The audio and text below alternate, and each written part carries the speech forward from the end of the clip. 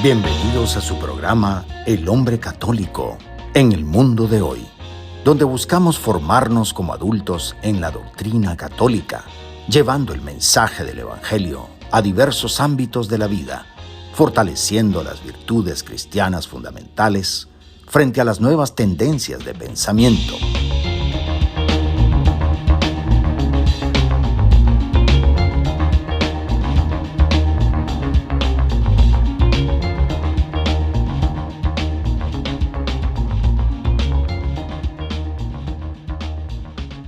Bienvenidos a este espacio de Fe y Esperanza de la 91.9 FM de Radio María en español, donde exploramos cómo vivir la doctrina católica en nuestro diario vivir. Acompáñanos en esta hora llena de inspiración y formación espiritual para enfrentar juntos los desafíos de nuestra época desde la perspectiva de la fe cristiana. Soy Leo Janón y hoy nos adentramos en una de esas celebraciones que pueden pasar desapercibidas si no abrimos los ojos del corazón. La memoria de Santa María Virgen Reina, el 22 de agosto. Una semana después de la Asunción, la Iglesia nos invita a contemplar a María no solo elevada al cielo, sino coronada por su Hijo como Reina del universo. No hablamos de un gesto simbólico, ni de un título honorífico, sino de una verdad profunda. Si Cristo es Rey, su madre, por designio divino, es reina. Este programa no será una simple explicación de una fiesta litúrgica, sino de un recorrido para descubrir la raíz bíblica y espiritual de esta verdad. Desde los antiguos reinos donde la madre del rey se sentaba en el trono hasta el Calvario, donde María reinó con el silencio del dolor y finalmente en el cielo donde recibe la corona de gloria. Hoy como hombres católicos en el mundo de hoy queremos aprender de esta reina madre que no reina con poder humano, sino con amor y servicio. Y descubrir que tenerla a ella como reina es una certeza. Nunca estamos solos. Siempre hay una madre en el trono que intercede, que protege y que nos recuerda hacia dónde vamos. Bueno, es un gusto, como siempre, compartir este momento con nuestros oyentes de Radio María en Washington, en Chicago, en Nueva York, en Boston, en Houston y también en el sur de la Florida, así como con nuestra querida audiencia en YouTube, Facebook Live y otras plataformas donde el Señor en su infinita providencia nos permite llegar con este mensaje de luz y de verdad. Iniciemos pues en el nombre del Padre y del Hijo y del Espíritu Santo. Amén. Ven Espíritu Santo, llena los corazones de tus fieles y enciende en ellos el fuego de tu amor. Envía, Señor, tu Espíritu y todo será creado y renovarás la faz de la tierra. Oh Dios, que has iluminado los corazones de tus hijos con la luz del Espíritu Santo, haznos dóciles a sus inspiraciones para gustar siempre del bien y gozar de su consuelo. Por Cristo nuestro Señor. Amén. Bien, hoy caminamos de la mano de María contemplando el misterio de su realeza. En el primer segmento vamos a adentrarnos en la historia de los reinos humanos y la figura de la Reina Madre. En el segundo segmento descubriremos cómo Israel preparó el corazón del pueblo para comprender el lugar de María como reina. En el tercero vamos a contemplar a María en relación con el reinado de Cristo desde la cruz hasta la gloria. Y en el cuarto, finalmente, nos vamos a unir a la voz de la Iglesia que proclama su realeza en la liturgia y en la fe viva del pueblo. Hacemos una breve pausa y al regresar vamos a entrar al primer segmento para descubrir cómo los reinos de este mundo nos preparan para reconocer a la verdadera reina del cielo y de la tierra. Ya regresamos. Bienvenidos al mundo de la fe y la reflexión. Es hora de sumergirse en el primer segmento del hombre católico en el mundo de hoy. Queridos hermanos, este es Leo Janón en su programa El hombre católico en el mundo de hoy. Empezamos este primer segmento pensando en la fiesta de María Reina. Inmediatamente la mente pues se nos va al cielo, a lo eterno, a la grandeza que solo Dios puede conceder.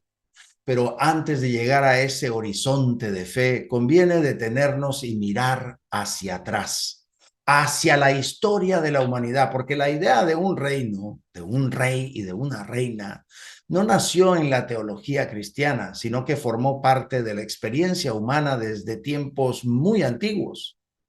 Y cuando entendemos cómo los hombres han concebido sus reinos, cómo se forjaron esas estructuras de poder y de servicio, podemos entonces apreciar con ojos renovados por qué la Iglesia contempla a Cristo como Rey y a María como Reina Madre.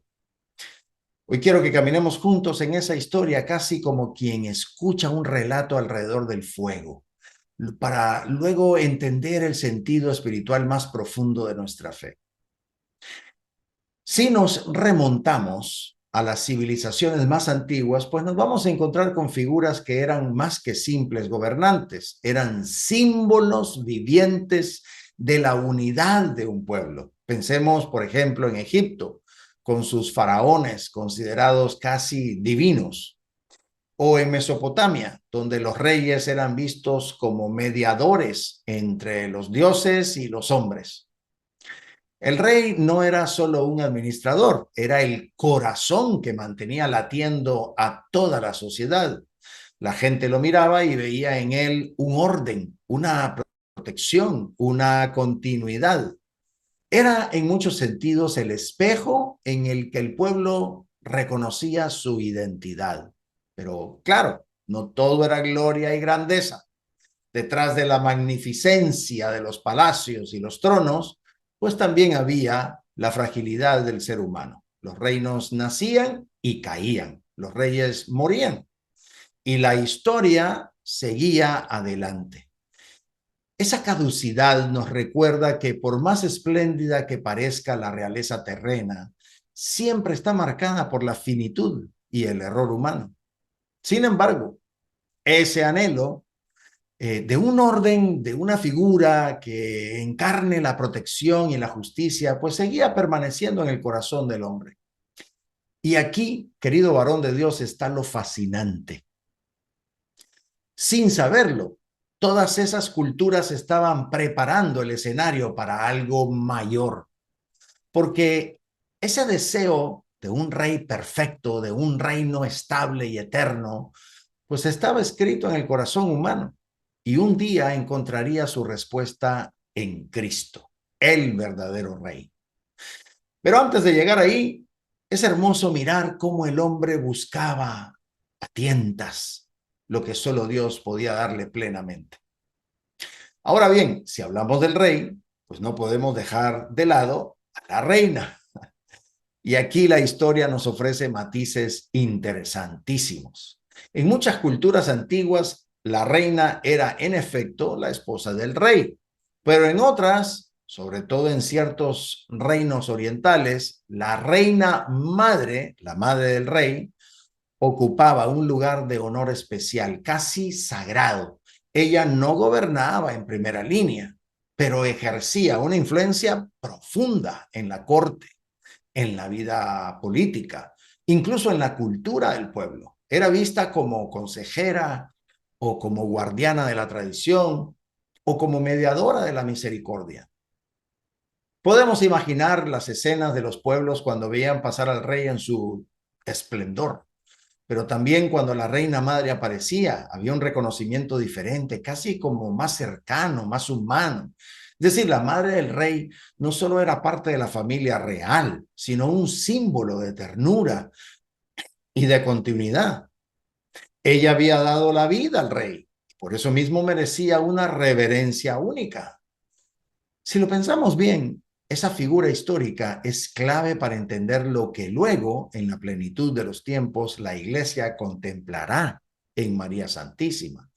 Porque si Cristo es rey y lo es de verdad, entonces su madre, por pura lógica espiritual y teológica, ocupa el lugar de reina madre. No porque usurpe poder, sino porque su maternidad se convierte en mediación, en ternura, en cercanía. Esa intuición humana que ya existía en los reinos antiguos, Dios la llevó a su plenitud en María, la reina del cielo y de la tierra. En la historia encontramos distintas maneras de cómo un hombre llegaba a ser rey. En muchas culturas era cuestión de herencia, es decir, el trono pasaba de padre a hijo como una propiedad más, asegurando la continuidad de una dinastía. En otras, el poder se ganaba por conquista, el más fuerte, el más astuto. Ese se proclamaba rey después de someter a sus enemigos.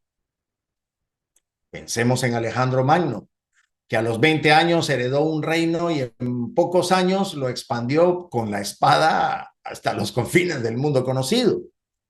O en Roma, donde tras expulsar a los reyes, el poder imperial volvió siglos después revestido de gloria militar. Pero en Israel sucedió algo diferente. El rey no era legítimo solo por herencia o por la espada, sino porque era ungido por Dios. Samuel unge a Saúl, el primer rey, luego a David, derramando en ambos aceite sobre sus cabezas en señal de que Dios mismo era quien los apartaba y los bendecía para guiar a su pueblo. Esa unción cambiaba todo. No se trataba de un simple título humano, sino de una misión divina. Y así la idea del reinado comenzó a tomar un tinte sagrado. El rey no era dueño del pueblo, sino que era servidor de Dios para el bien del pueblo. Esta diferencia es fundamental porque prepara el camino hacia Cristo, el ungido por excelencia, el Mesías. En él se cumplen todas las esperanzas de los reyes buenos y se redimen todos los fracasos de los reyes corruptos. Y cuando lo proclamamos como rey, sabemos que no lo es por conquista ni por herencia, sino porque es el Hijo eterno del Padre, ungido por el Espíritu para reinar con justicia y misericordia. Finalmente, la historia también nos enseña que el destino de un pueblo dependía en gran medida del corazón de su rey. Cuando el rey era justo, como David en sus mejores años, o Josías con su reforma religiosa, pues el pueblo encontraba paz, prosperidad y esperanza. Pero cuando el rey se desviaba, el pueblo entero sufría.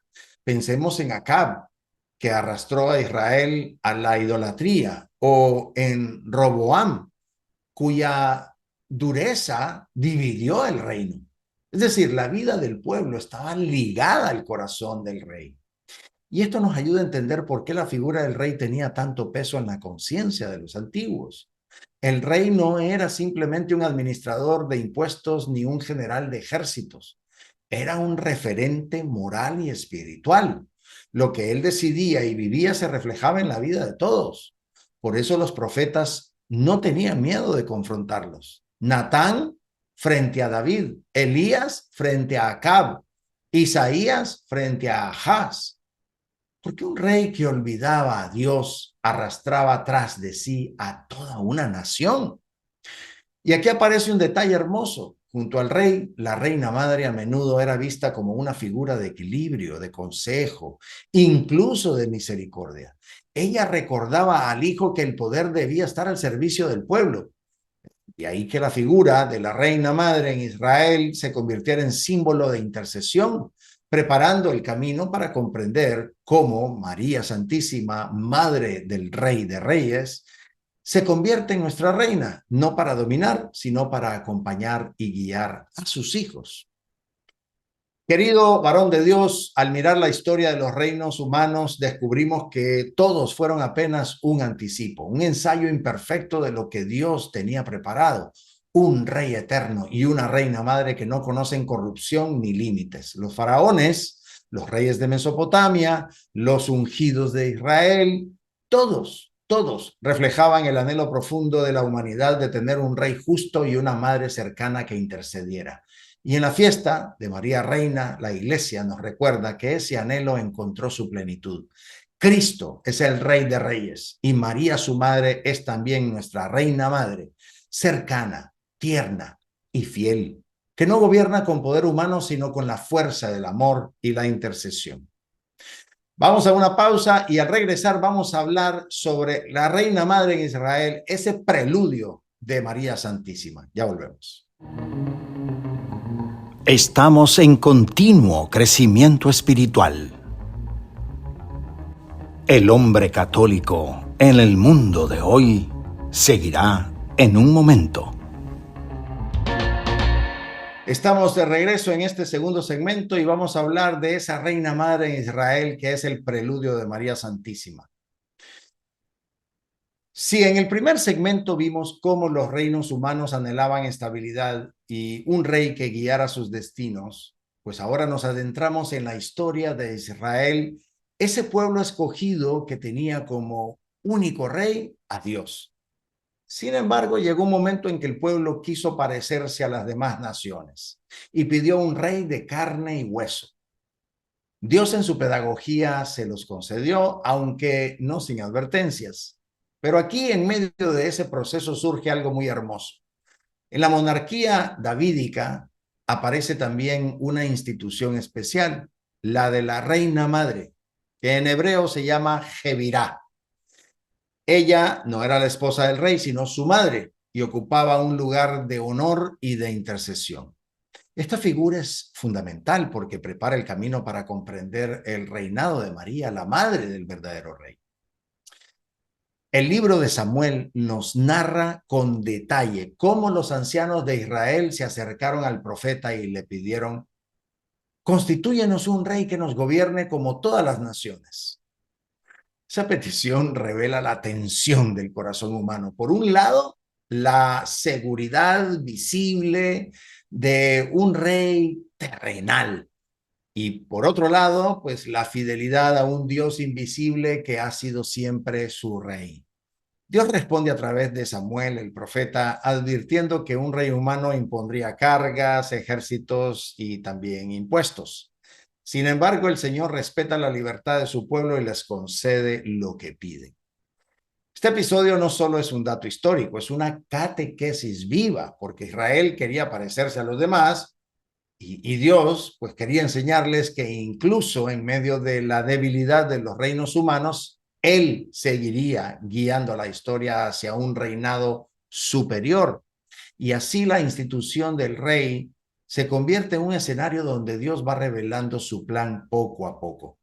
Pero lo importante es que en este paso, en la elección primero de Saúl y luego de David, se va preparando el terreno para que comprendamos que el reinado verdadero no se sostiene solo en estructuras políticas, sino también en una misión divina. Y dentro de esa misión, pues aparece también la figura de la madre del rey, que va a ocupar un lugar muy especial en la vida de Israel. Saúl, el primer rey de Israel, fue elegido para satisfacer el deseo del pueblo. Alto, fuerte, de porte imponente. Parecía el candidato perfecto, pero pronto se desvió del camino de la obediencia, mostrando que el reinado humano, sin referencia a Dios, termina desmoronándose. Es entonces cuando aparece David, el pequeño pastor de Belén, ungido no por su apariencia, sino por tener un corazón conforme al de Dios. Con él empieza la dinastía que marcará para siempre la identidad de Israel. Y aquí aparece un detalle fundamental. Con la consolidación de la monarquía davídica, no es la esposa del rey quien recibe el título de reina, sino su madre. A ella se le llamaba Jebirá, como decíamos anteriormente, que significa la gran señora. En la corte de Jerusalén, la madre del rey tenía un lugar de privilegio, sentada a la derecha de su hijo. intercediendo por el pueblo. El texto más claro lo encontramos en el primer libro de los Reyes, cuando Betsabé entra a hablar con su hijo Salomón. Pues ahí el rey se levanta, se inclina entre ella y manda colocar un trono a su derecha. Ese gesto no es solo un detalle cortesano, es un signo de la importancia de la reina madre en la vida de Israel. Es decir, ella se convierte en consejera, en intercesora y en símbolo de misericordia. De alguna manera, el pueblo entendía que podía acudir al rey a través de su madre. Y todo esto no era casualidad, porque Dios estaba preparando el corazón del pueblo para reconocer un día que junto al rey eterno habría también una reina madre, que sería María Santísima. Ahora, David inaugura la dinastía que marcaría la identidad de Israel, pero es en su hijo Salomón donde vemos con más claridad la figura de la Jebirá, la gran señora. El episodio de Betsabé es sumamente revelador. Ella entra en la corte, Salomón, el rey más sabio de Israel, se levanta, se inclina ante su madre y ordena entonces que le pongan ese trono a su derecha, como lo habíamos mencionado. Ese gesto no era simple honor, era reconocimiento institucional. La madre del rey también reinaba junto a su hijo. Esto significaba que el pueblo no veía a la madre como un adorno en la corte, sino como alguien con poder real de intercesión. Cuando el pueblo quería hacer una súplica al rey, sabía que podía presentarla a través de la reina madre. Ella era vista como la figura que suavizaba la justicia del rey con la ternura de la maternidad. Y no es difícil imaginar cuántos corazones encontraron esperanza en esa mediación bendita. Y todo esto nos prepara para comprender algo mucho mayor. Si la madre de un rey terrenal recibía tal honor, ¿qué lugar ocuparía la madre del rey de reyes? María, desde el momento de la encarnación, es elevada por Dios a una dignidad infinitamente mayor que la de Betsabé o cualquier Jebirá. Ella no solo acompaña al rey, sino que participa íntimamente en su misión y de esa manera se convierte en madre y reina de todo el pueblo de Dios. La institución de la Jebirá no fue un detalle pasajero en la historia de Israel, fue un signo profético. Dios iba tejiendo en la vida de su pueblo imágenes que después encontrarían su plenitud en María Santísima. Así como Betsabé se sentaba a la derecha de Salomón, así Santa María ahora está sentada a la derecha de Cristo en la gloria del cielo. Así como la Jebirá intercedía ante el rey por el pueblo, pues así nuestra Madre María intercede hoy por nosotros ante su Hijo. Los padres de la Iglesia vieron esto con claridad. San Jerónimo, por ejemplo, decía que María es verdaderamente reina porque es madre del Rey de Reyes. Y siglos más tarde, Pío XII, al instituir la fiesta de María Reina, no hizo más que proclamar oficialmente lo que ya estaba en el corazón de la tradición bíblica y cristiana. La madre del Mesías tiene un lugar de honor junto a él, no como rival, sino como reflejo y compañera en el reinado. Esto nos muestra la belleza del plan de Dios. No improvisa, sino que prepara con siglos de antelación todo. Lo que en Israel era apenas una sombra, en nuestra Madre María se convierte en plenitud. Y así entendemos que honrar a María Santísima como reina no es un título exagerado, sino más bien reconocer lo que Dios mismo ha querido desde antiguo, que su Hijo no reine solo, sino junto a su madre. Querido hermano, la historia de Israel nos enseña que el reinado humano siempre necesitó el rostro cercano de una madre en el trono. Y en Cristo esa figura alcanza su culmen. Si Él es el Rey eterno, entonces María es, por designio de Dios, la Reina Madre, sentada a su derecha, intercesora fiel y ternura, hecha trono para cada uno de nosotros. Vamos a una breve pausa y regresemos para hablar sobre Cristo Rey y la Reina Madre. Ahora sí, vamos a despegarnos de este mundo y nos vamos a ir al universo, donde es el reinado, el cielo de nuestro Señor y nuestra Madre. Ya regresamos. Nuestra reflexión continúa. Manténganse sintonizados para más de El Hombre Católico en el mundo de hoy. Hemos llegado al tercer segmento. Soy Leo Janón en tu programa El Hombre Católico en el mundo de hoy, y vamos a hablar sobre el rey y la reina madre del cielo. Después de recorrer la historia de los reyes de Israel y la figura de la reina madre en la dinastía davídica, llegamos ahora a ese momento decisivo, el reinado de Cristo. Y lo primero que sorprende es que nuestro Señor Jesús nunca se presentó con los símbolos clásicos del poder. No llevaba corona de oro, ni se sentaba en un trono de marfil, ni tampoco comandaba ejércitos. Sin embargo, toda su vida estuvo marcada por un anuncio: el reino de los cielos está cerca. Ese fue el centro de su predicación, la buena noticia que transformó el corazón de todos sus oyentes. Pero, ¿qué significa exactamente ese reino? ¿Cómo es que Jesús, pobre, humilde, rechazado por los poderosos, puede proclamarse rey? Hoy vamos a contemplar ese misterio y vamos a descubrir que su trono y su corona tienen un brillo muy distinto al de los reinos humanos. Empecemos hablando ese anuncio del reino, esa revolución silenciosa, porque cuando Jesús empieza su ministerio público, sus primeras palabras en el Evangelio de Marcos son claras: el reino de Dios está cerca, conviértanse y crean en la buena noticia. Esta frase era dinamita en el contexto judío. ¿Por qué? Bueno, Israel esperaba un Mesías rey que derrotara a los romanos, que devolviera la gloria política de David, que instaurara un reino terrenal. Pero Jesús sorprende. Su reino no se mide por fronteras ni por ejércitos, sino más bien por la cercanía de Dios en la vida del hombre. Imaginemos la escena del Sermón de la Montaña. La multitud esperaba escuchar estrategias militares, tal vez. Pero Jesús les habla de las bienaventuranzas. Dichosos los pobres, dichosos los mansos, dichosos los perseguidos. Aquello era un vuelco total. Era como si dijera: el verdadero rey no es el que conquista territorios, sino el que conquista corazones con la misericordia. Su reino no se impone desde fuera, se siembra desde dentro. Y esa revolución silenciosa no dejó indiferente a nadie.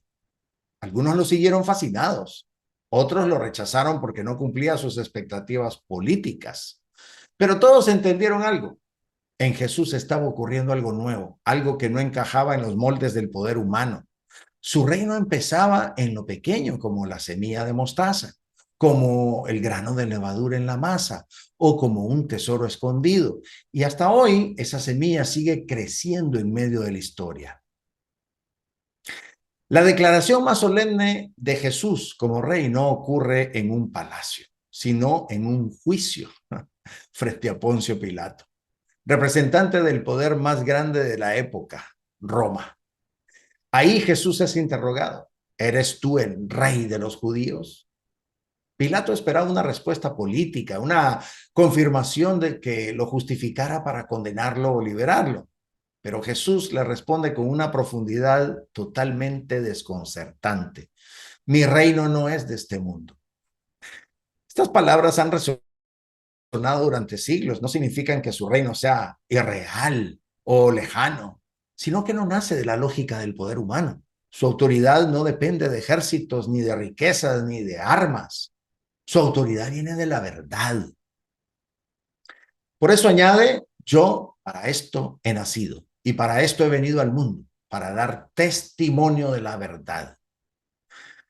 El trono de Jesús es la cruz y su corona es de espinas.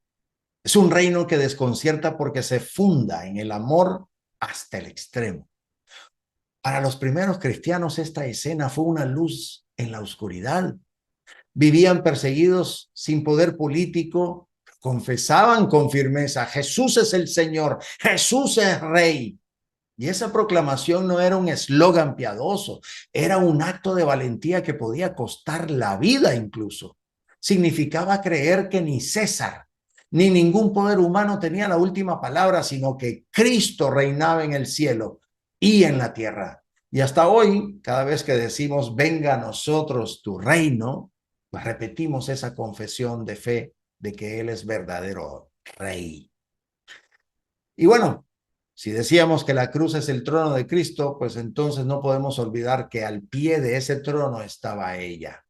Ahí, cuando el mundo veía a un hombre derrotado, María Santísima contemplaba a su hijo como rey coronado de espinas. Y lo increíble es que, de algún modo, esa corona también traspasaba su corazón inmaculado. San Bernardo decía que María no recibió los clavos en su carne, pero sí en su alma. Ella sangró por dentro, su maternidad se volvió corredentora en ese silencio desgarrador. Es como si en ese momento, mientras Cristo era entronizado en la cruz, María también recibiera una corona interior, la corona del dolor compartido, la de una madre que reina no por dominar, sino por sufrir con su hijo. Esa es la grandeza de su realeza. No se coloca por encima, sino que permanece al lado, fiel hasta el final, compartiendo las espinas y los clavos con su hijo. Y por eso al contemplar a María en el Calvario entendemos algo nuevo. Su realeza no empieza cuando la iglesia la proclama siglos después, sino que allí en la cruz ella ya estaba siendo constituida como reina madre, asociada al reinado de Cristo desde la entrega total del amor. Llegamos entonces el momento en donde la reina madre recibe a todos sus hijos, nosotros. Es en esa parte del Evangelio de San Juan donde nos narra un detalle decisivo. Jesús desde la cruz pronuncia esas palabras: mujer, ahí tienes a tu hijo. Y luego al discípulo amado: ahí tienes a tu madre. En ese instante solemne, Cristo Rey no solo entrega su vida, sino que entrega a su madre como reina madre de toda la iglesia. Aquí es imposible no pensar en la escena de Salomón honrando a Betsabé. El rey se levanta de su trono y coloca a su madre a su derecha como reina. Bueno, pues en el Calvario sucedió lo mismo, pero de manera infinitamente más grande. El Rey Eterno desde su trono en la cruz proclama a su madre como la reina madre de todos nosotros los creyentes. No lo hace con un gesto visible de tronos y coronas, sino con la palabra que basta para fundar la iglesia. Ese momento es un misterio escondido que a veces pasa desapercibido. Mientras los soldados jugaban a los dados y los poderosos se burlaban, pues Jesús estaba constituyendo a María como reina de todos nosotros. Y lo hacía en ese lenguaje tan profundo, el lenguaje del amor y de la entrega. Queridos hermanos, al mirar la cruz, no vemos solo al rey coronado de espinas, sino también a la reina madre coronada en lo profundo de su alma. Y cuando Jesús nos la entrega como madre, comprendemos que su realeza no es un adorno piadoso, sino una verdad viva. Porque donde está el rey, ahí está su madre. Y donde reina Cristo con amor eterno, ahí reina también María, nuestra reina. Bueno, vamos a una breve pausa y regresemos para hablar sobre la iglesia proclamando a María Reina con esa fiesta que hoy nos gozamos. Ya regresamos.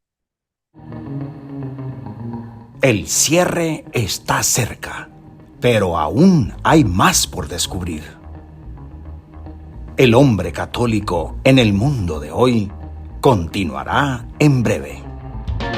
Hemos llegado al cuarto y último segmento. Queridos hermanos, este es Leo Janón. Después de haber recorrido la historia de los reinos humanos, la dinastía davídica, el reinado de Cristo y la presencia fiel de María al pie de la cruz, pues ahora nos toca mirar cómo la iglesia, nuestra Santa Madre Iglesia, en su liturgia y en su magisterio, pues ha proclamado esta verdad de fe: María es reina. Y lo hermoso es que esta proclamación no es un invento reciente, ni un título agregado para embellecer su figura, sino la conclusión natural de toda la historia de la salvación. La fiesta de María Reina, celebrada el 22 de agosto, justo una semana después de la Asunción de María, pues nos muestra cómo la Iglesia contempla a María Santísima, elevada en cuerpo y alma al cielo, y para ser coronada por su Hijo como reina del cielo y de la tierra. No es casual que la Iglesia celebre la memoria de María Reina inmediatamente después de la solemnidad de la Asunción. Hay una continuidad preciosa. En la Asunción contemplamos a María siendo llevada al cielo. En la fiesta de María Reina, entonces la vemos coronada junto a su Hijo.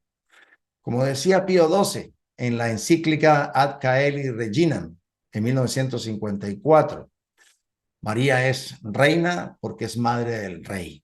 Y el Papa quiso instituir esta fiesta precisamente para que los fieles comprendieran esa conexión entre la Asunción y el reinado. Imaginemos esa escena con ojos de fe. María entra al cielo y Cristo mismo, el Rey eterno, la recibe como hijo amoroso. No la coloca en un rincón, sino a su derecha, en un lugar de honor. Esa coronación celestial es de algún modo la confirmación visible de lo que ya ocurrió en la cruz. Ahí tienes a tu madre. La liturgia, con la sabiduría que tiene para educar nuestros corazones, nos recuerda que esa escena no es una fantasía, sino la realidad de nuestra Reina Madre, que hoy intercede por todos nosotros. Y así entendemos que esta fiesta no es simplemente una celebración mariana, sino un llamado a vivir como hijos de una reina que nos protege, que nos acompaña y que desde el cielo participa en el reinado de su Hijo con ternura maternal. Desde los primeros siglos, los cristianos han aclamado a María como Señora, Soberana, Reina. Los himnos más antiguos, como el Salve Regina o el Regina Caeli, ya expresaban lo que estaba en el corazón del pueblo de Dios. Pero fue en el siglo XX, cuando el Papa Pío XII, recogiendo esa tradición viva, proclamó oficialmente el título de María Reina en esa encíclica Ad Caeli Reginam. Ahí se afirma con claridad: María merece el título de reina porque es madre de Cristo el Rey. No es un título honorífico vacío, sino una consecuencia lógica del plan de Dios. Si Jesús es rey, su madre participa de su reinado como reina, y no solo por dignidad, sino también por su asociación íntima a la obra redentora. Ella, que estuvo al pie de la cruz, como lo compartíamos, en ese momento compartiendo las espinas del Hijo, pues recibe ahora la corona de gloria que nunca se marchita.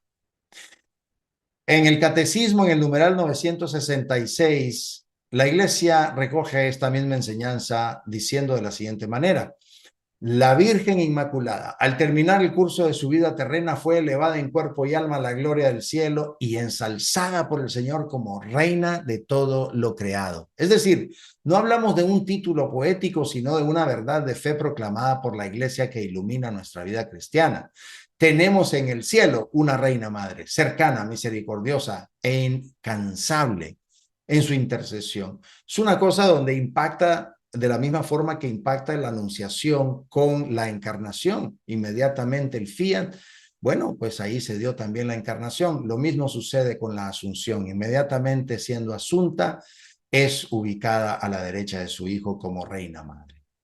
La proclamación de María como reina no se quedó en documentos oficiales o en encíclicas, sino que se encarnó en la devoción del pueblo fiel, porque desde tiempos antiguos los cristianos han rezado la Salve Regina, han entonado el Ave Regina Caelorum y han saludado a María con títulos regios, incluso en las expresiones más sencillas, como cuando un campesino reza el rosario en su campo o una madre canta una canción mariana a su hijo. Hay un reconocimiento tácito: ella es reina, no lejana ni inaccesible, sino una reina cercana que camina con nosotros. Pensemos en las coronaciones de imágenes de la Virgen en tantos lugares del mundo. No es un simple gesto estético, es un signo profundo. Cada vez que se coloca una corona en la cabeza de una imagen de María, la Iglesia reconoce lo que ya es verdad en el cielo. Ella reina junto a su Hijo y es hermoso, hermosísimo ver cómo pueblos enteros, desde aldeas en América Latina hasta grandes ciudades europeas, pues se conmueven con estas celebraciones. Es como si la Iglesia en su sabiduría quisiera recordarnos constantemente: No están solos. Tienen una madre en el cielo que reina y que intercede por ustedes.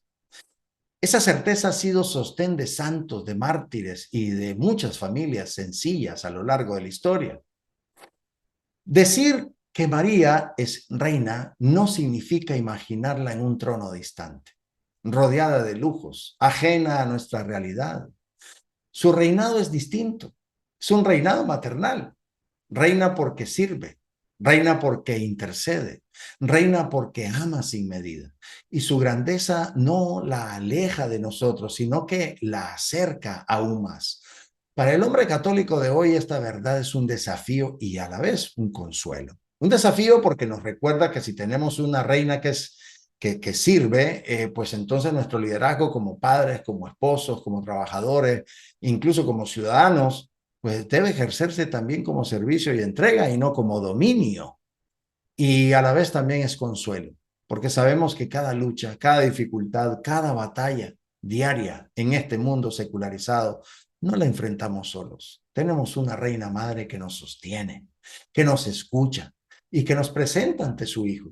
En este sentido, María Reina es como un faro en la tormenta. Nos muestra que la victoria ya está asegurada en Cristo y que como hijos de la Reina Madre estamos llamados a vivir con la dignidad y la esperanza de quienes pertenecen a un reino que no pasa.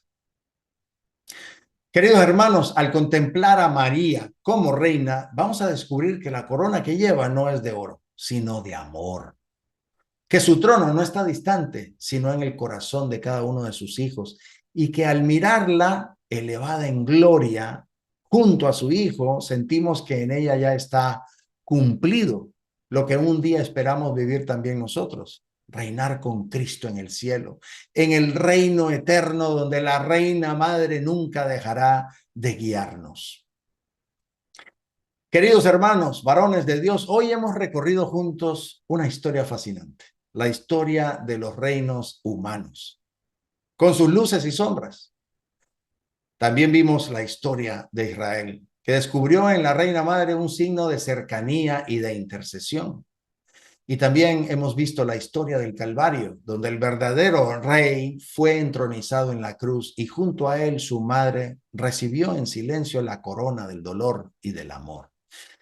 Y finalmente la historia de nuestra Santa Madre Iglesia, que en su liturgia proclama con alegría lo que el cielo ya celebra. María es reina. Y lo hermoso es que al mirar a María en su realeza no encontramos distancia ni frialdad, sino una ternura infinita. Ella no reina con poder humano, sino con el poder del amor. No gobierna desde un trono lejano, sino desde el corazón de cada hijo que la invoca. Es la reina madre que intercede, que acompaña, que consuela. Es la mujer sencilla de Nazaret que, elevada por Dios, ahora lleva en su cabeza esa corona que no se marchita. Para nosotros, hombres católicos en el mundo de hoy, esta verdad no es solo un dogma o una fiesta litúrgica, es un llamado a reinar también en nuestras familias y en nuestros trabajos como María, sirviendo, amando, entregándonos, un llamado a no tener miedo en medio de la confusión de este mundo, porque tenemos una reina que nunca abandona a sus hijos y un llamado a vivir con esperanza, sabiendo que un día, si permanecemos fieles, nos uniremos a ese reino eterno donde Cristo será en todo en todos y donde María, nuestra reina madre, nos recibirá con la sonrisa de quien nunca dejó de interceder por nosotros. Bueno, cerremos esto elevando el corazón diciendo: Jesús, me fío de ti. Te quiero, te adoro, te doy gracias, te pido perdón, te pido gracias. Y me ofrezco a ti como María. Madre de la misericordia, Madre buena, tú que trajiste al Salvador al mundo, eres madre y reina de este suelo, como eres de nosotros en el cielo. Tú, reina coronada de amor al pie de la cruz, que compartiste las espinas de tu Hijo, recibe hoy también nuestras heridas, nuestras luchas y nuestras esperanzas. Tú que reinas a la derecha del Rey eterno y nos tiendes tu mano maternal, enséñanos a caminar firmes en la fe, alegres en la esperanza y generosos en la caridad de cada día. Tú que eres reina madre y nunca cesas de interceder por nosotros, ayúdanos a vivir como verdaderos hijos tuyos, dóciles, confiados y fieles. Haznos caballeros de tu reino, consagrados a tu corazón, para que con nuestra vida se extienda el reinado de Cristo en este mundo, que como tú sepamos estar de pie en las pruebas y que nuestro amor como el tuyo no tenga medida, porque solo el amor permanece para siempre. Bendice con tu amor a Radio María, a su equipo administrativo, a sus voluntarios, a su audiencia, a todas las ciudades donde nuestra transmisión llega, a sus gentes creyentes y también a los confusos que desdeñan tu amor y no te aman. Madre Santa, danos la paz y danos el amor. Danos al Padre, al Hijo y al Espíritu. Danos con tu gracia, la gracia de ser santos, la gracia de ser buenos. Amén, amén, amén. Gracias por acompañarnos, esperando que esta hora de fe y reflexión haya sido luz para tu conciencia y fuego para tu corazón. Nos encontramos la próxima semana con más inspiración para vivir como auténticos discípulos de Cristo.